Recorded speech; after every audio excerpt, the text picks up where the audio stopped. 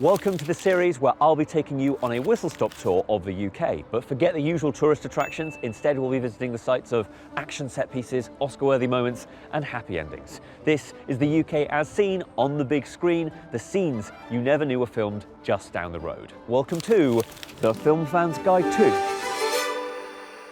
Surrey.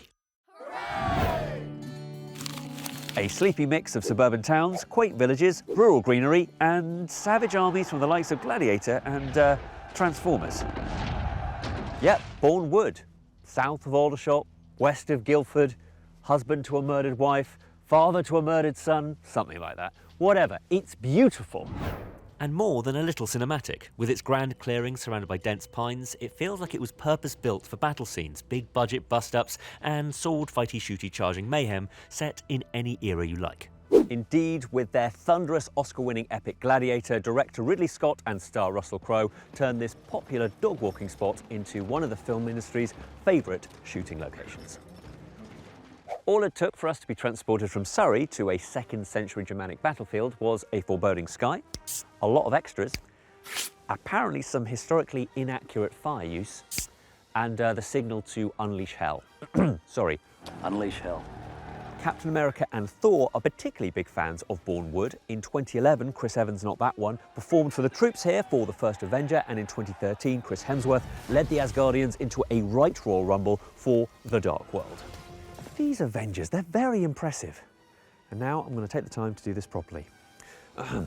Marvel aren't the only blockbusters who've leveraged the otherworldly landscape here. Wonder Woman came and did some fighty bits, H. Potter Esquire shot here, and the Transformers got all medieval round these parts in The Last Night. You know, with a K. At times it feels like pretty much every major action franchise has shot at least one scene from one of their films here at Bourne Wood, except for the Bourne series. Get on it, Matt Damon. I know you've got one left in the tank. Other movies that shot here include Warhorse, Children of Men, Snow White and the Huntsman. In fact, everywhere you look here, there are armies and battles and people fighting each other and weapons. Yeah, I'm off.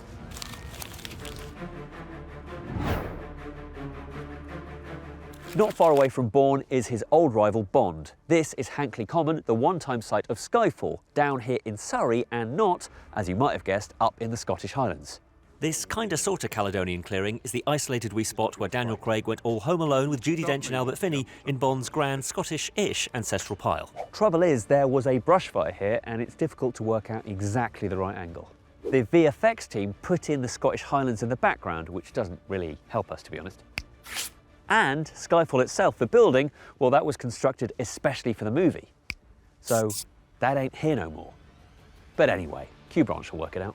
Bond has used Hankley Common before as a backdrop in The World Is Not Enough and Die Another Day. And it's also seen some superhero action when Scarlett Johansson crashed a flying Russian complex the size of a small village here in Marvel's Black Widow. The Ministry of Defence does use this heathland for military training, but the bigger issue for me is that this still feels like I'm on James Bond's turf. And I know he doesn't like intruders. So yeah, I'm off. Slightly less dangerous is Waverley Abbey, just a short drive away from Bourne Wood and Hankley Common. These 13th century monastic ruins were the perfect safe haven during the apocalypse in Danny Boyle's 28 Days Later.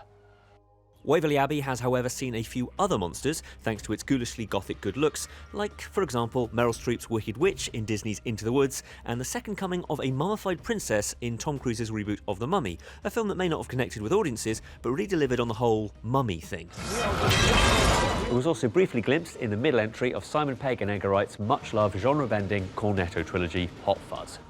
For all of the huge films you might not have known were shot in Surrey, there is one that's pretty much synonymous with the county.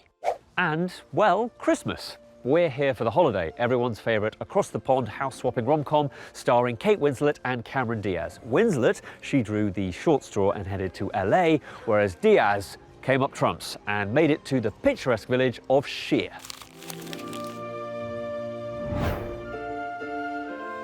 If it's a cutesy chocolate box Britishy village you want for your movie, this place is sheer perfection.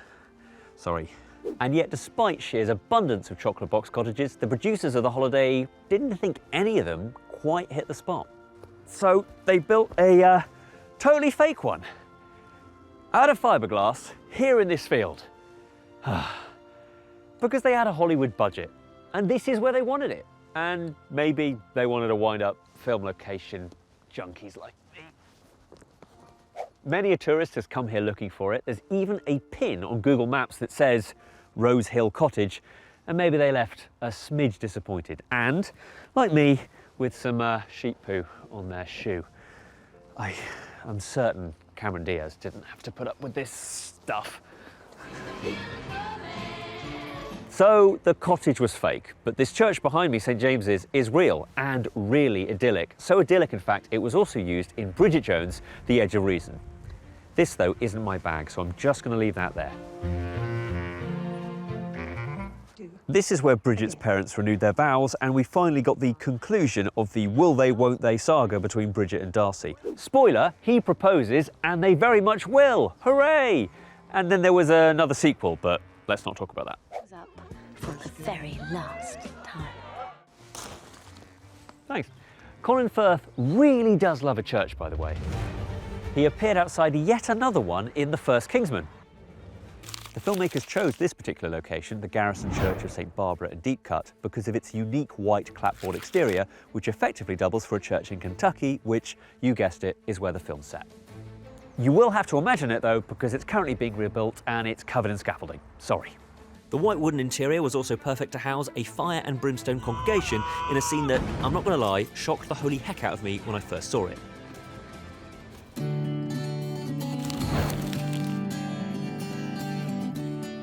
This is our final stop in Surrey churches with Ali Plumb, and it's an absolute beauty, St Michael's in Betchworth.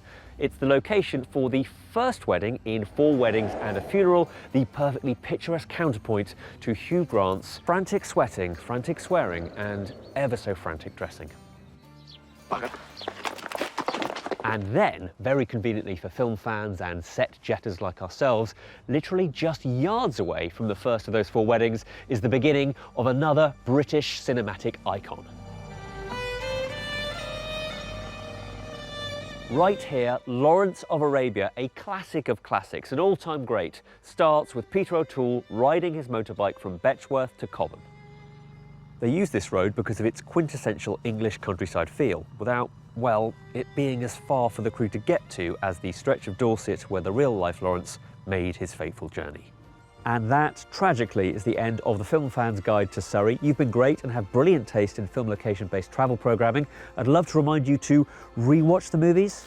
Maybe not The Holiday. That's weird when it's not Christmas time. And it is 2 hours, 18 minutes long, so you have been warned. Anyway, thanks for watching again. You've been brilliant. I'm off. Bye.